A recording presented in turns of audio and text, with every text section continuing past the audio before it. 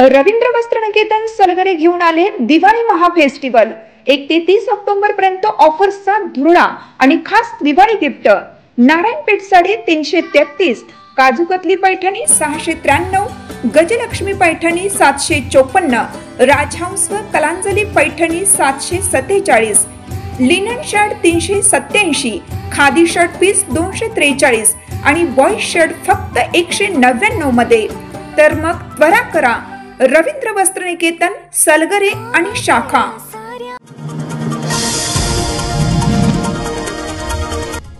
जिल्ह्यासह सांगली शहरात लक्ष्मीपूजन उत्साही वातावरणात पार पडले। दीपावलीतील महत्त्वाचा दिवस असणाऱ्या लक्ष्मीपूजनानिमित्त सकाळपासून शहरातील मुख्य बाजारपेठेत गर्दी होती। सोन्याचे दर चढे असूनही खरेदीसाठी सरापेठेत वर्दळ होती। पूजा साहित्य खरेदीसाठी विश्रामबाग परिसरासह शहरातील प्रमुख बाजारपेठेत नागरिकांची गर्दी होती। यंदा दुपारपासून रात्री उशिरापर्यंत लक्ष्मीपूजनाचे मुहूर्त असल्यामुळे प्रत्येकाने त्यांच्या सोयीप्रमाणे पूजा केली आहे। या निमित्ताने घराघरात, दुकानांमध्ये आणि कार्यालयात श्रीलक्ष्मीची वह्या आणि खातेपुस्तकांची पूजा करण्यात आली। पाडव्याच्या मुहूर्तावर खरेदीसाठी बाजारपेठ सज्ज आहे। 3 दिवसांपासून दिवाळीला सुरुवात झाली असली तरी मंगळवारी दीपावली आणि लक्ष्मीपूजनानिमित्त पहाटेपासून फटाक्यांची आतिषबाजी करण्यात आली। सकाळपासून शहरातील प्रमुख बाजारपेठेत नागरिकांची गर्दी होती। मारुती चौकात लक्ष्मीपूजनाकरिता पूजा साहित्य विक्रीस होतं। यामध्ये प्रामुख्याने धने, गूळ, साळीच्या लाह्या, बत्तासे, चिरमुरे, पूजा साहित्य आदी खरेदी करण्याकडे नागरिकांचा कल होता। त्याचप्रमाणे केळीचे खुंट, ऊस, नारळाच्या झावळ्या यांना देखील चांगलीच मागणी होती। शहरात झेंडूची फुले तसेच पूजा साहित्य खरेदीसाठी गर्दी होती। लक्ष्मीपूजनाचा दिवस साजरा करत असताना दारासमोर रेखाटलेल्या सुबक रांगोळ्या पानाफुलांच्या तोरणांनी सजले होते। पहाटे अभ्यंग स्नान, देवदर्शन झाल्यावर सायंकाळी लक्ष्मीपूजनाची लगबग सुरू झाली। शहर उपनगरातील दुकानेही आकर्षकरित्या सजवण्यात आली आहेत। मांगल्याचं प्रतीक असलेले दिवे उजळले आणि पारंपरिक वेशभूषा परिधान केलेल्या कुटुंबियांनी सायंकाळी मुहूर्त साधून सोन्या चांदीच्या दागिन्यांसह लक्ष्मीचं पूजन केलं। खानापूर येथील विजापूर गुहागर महामार्गावरील हजारे हॉस्पिटल शेजारी पूर्व वैमनस्यातून जयंत विश्वास भगत या तरुणाचा धारधार शस्त्राने निर्घुण खून केल्याची घटना सोमवारी रात्री 8च्या सुमारास घडली आहे। भगत याच्या खून प्रकरणी पसार झालेल्या जावेद मुबारक अत्तार या रेकॉर्डवरील गुन्हेगाराला विटा पोलिसांनी अटक केली आहे। मृत जयंत भगत आणि संशयित जावेद अत्तार या दोघांमध्ये जुना वाद होता। जावेद अत्तार हा रेकॉर्डवरील गुन्हेगार असून त्याच्यावर हद्दपारीची कारवाई देखील झाली होती। सोमवारी रात्री दोघे जण दारू पिण्यासाठी एकत्र आले होते अशी माहिती तपासात पुढे आली आहे। विजापूर गुहागर मार्गावरील हजारे हॉस्पिटल शेजारी दोघांमध्ये सायंकाळी 7:30च्या सुमारास पूर्वीच्या वादातून भांडण झालं। तेव्हा जावेद याने धारधार शस्त्राने भगत याच्या गळ्यावर वार केले। गळ्यावर वर्मी घाव बसल्याने भगत हा गंभीर जखमी झाला। हल्ल्यानंतर जावेद हा तिथून पसार झाला। नागरिकांनी जखमी भगत याला भिवघाट येथील हॉस्पिटलमध्ये उपचारासाठी दाखल केलं। उपचार सुरू असताना त्याचा मृत्यू झालाय। विटा पोलिसांना माहिती मिळताच निरीक्षक धनंजय फडतरे यांच्या पथकाने घटनास्थळी धाव घेतली। उपअधीक्षक विपुल पाटील यांनी देखील तात्काळ घटनास्थळी धाव घेऊन माहिती घेतली। तसेच विटा पोलिसांना तपासाबाबत सूचना दिल्या। प्राथमिक तपासात जावेद अत्तार यांची खून केल्याची माहिती मिळताच त्याच्या शोधासाठी पथके रवाना केली। काही तासातच पोलिसांनी जावेद अत्तार याचा शोध घेऊन त्याला अटक केली आहे। आटपाडी तालुक्यातील विभूतवाडी येथे श्री संत बाळूमामा यांच्या यात्रेनिमित्त अनोखा सोहळा रंगला होता। या सोहळ्यात स्वतः आमदार गोपीचंद पडळकर यांनी ढोल वाजवत आनंद लुटलाय। यावेळी ग्रामस्थांनी उत्स्फूर्त स्वागत करून पडळकर यांचा मोठ्या प्रेमाने सत्कार केलाय। विभूतवाडी येथे दरवर्षी श्री संत बाळूमामा यांच्या यात्रेचं आयोजन करण्यात येतं। यात्रेनिमित्त पारंपरिक गजी ढोल वादनाचं कार्यक्रमाचं आयोजन करण्यात आलं होतं। या कार्यक्रमास स्वतः आमदार गोपीचंद पडळकर यांनी हजेरी लावली। ढोलाच्या नादात रमून गेलेल्या आमदार गोपीचंद पडळकर यांना अखेर स्वतः गजी ढोल खेळण्याचा मोह आवरला नाही। त्यांनी स्वतः ढोल वाजवत सहभाग नोंदवला। यावेळी समस्त यात्रेकरूंनी त्यांचं कौतुक केलं। या कार्यक्रमानंतर आटपाडी तालुक्यातील भटक्या व विमुक्त समाज बांधवांसोबत दिवाळीचा सण आमदार पडळकर यांनी साजरा केलाय। आरेवाडीतील दसरा मेळाव्यात आमदार गोपीचंद पडळकर यांनी आवाहन केलं होतं, यंदाची दिवाळी ज्यांना कोणताही आधार नाही अशा व्यक्तींबरोबर साजरी करावी। त्या अनुषंगाने त्यांनी आटपाडीत भटक्या विमुक्त समाजातील नागरिकांबरोबर दिवाळी साजरी केली। यावेळी दिव्यांचा प्रकाश तर सगळीकडे होता, पण त्यांच्या चेहऱ्यावर उमटलेलं आनंदाचं तेज हीच खरी दिवाळी होती। त्या हास्याने मन उजळलं आणि जाणवलं दिवाळी फक्त दिव्यांची नाही, ती माणुसकीच्या प्रकाशाची आहे। प्रत्येकाच्या आयुष्यात सुख, समाधान आणि समृद्धीचा प्रकाश नांदो हीच अंतःकरणातून निघालेली प्रार्थना।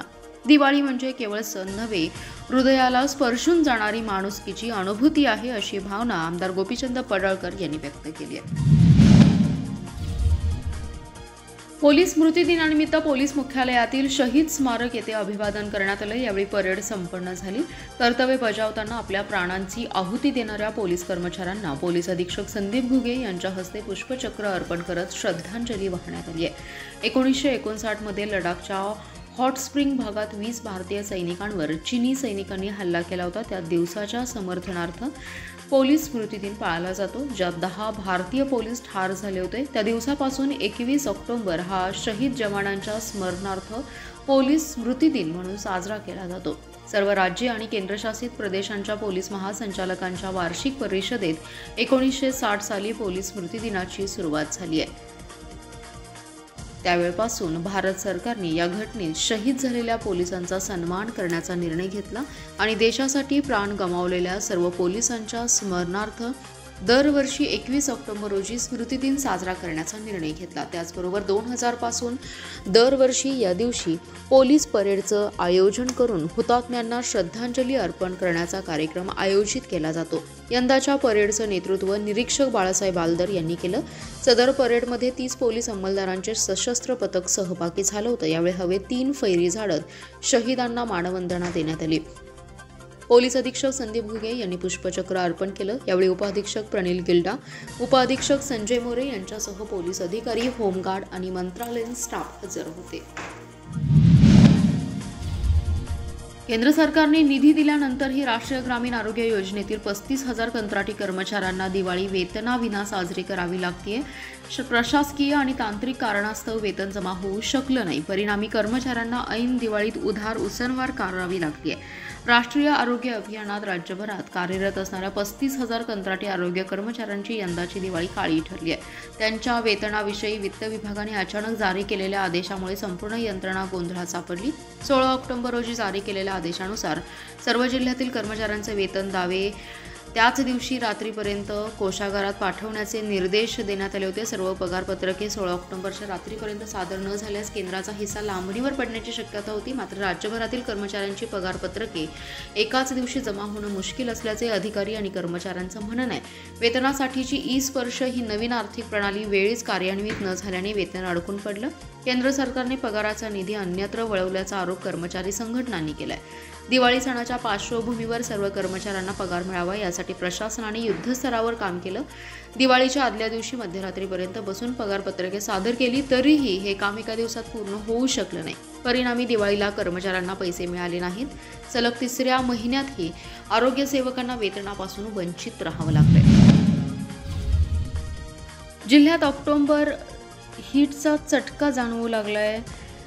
ढगाळ हवामानामुळे उकाडा वाढून पावसाला पोषक हवामान होते. जिल्ह्यात काही भागात विजांसह पावसाने दुपारी हजेरी लावली. त्यानंतर उघडीप घेतल्याने उकाड्यात वाढ झाल्याने नागरिकांची घालमेल सुरू राहिली आहे.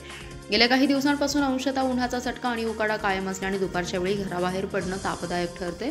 तसेच किमान तापमानात घट होऊ लागल्याने पहाटे गारवा वाढू लागलाय. कोकण, मध्य महाराष्ट्र, मराठवाड्यात तुरळक ठिकाणी विजांसह पावसाची शक्यता आहे.